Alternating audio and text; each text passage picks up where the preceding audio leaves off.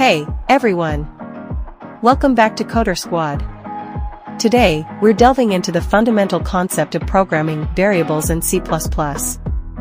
Understanding how to use variables is like mastering the building blocks of a programming language, so let's get started. At the heart of every program are variables. In C++, a variable is like a storage location identified by a memory address and associated with a symbolic name.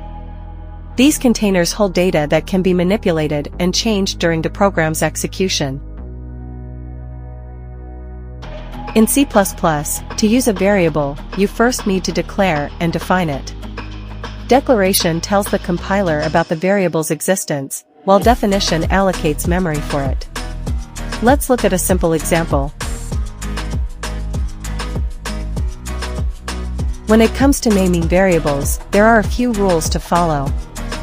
Variable names must begin with a letter or underscore, followed by letters, digits, or underscores. They are case-sensitive, so myvar and myvar are treated as different variables. Every variable has a data type, which defines the kind of data it can hold. In C++, we have various data types, such as int, float, char, and more. Let's see how data types work with variables. Variable scope defines where in your code a variable is accessible. Local variables are declared inside a block of code and are only accessible within that block.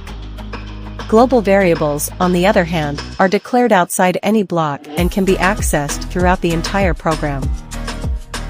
That wraps up our exploration of variables in C++. Remember, variables are the backbone of your programs, and understanding how to use them is crucial. Practice declaring, defining, and manipulating variables to reinforce your understanding. Don't forget to like, comment, and subscribe. Thanks for watching. Happy coding!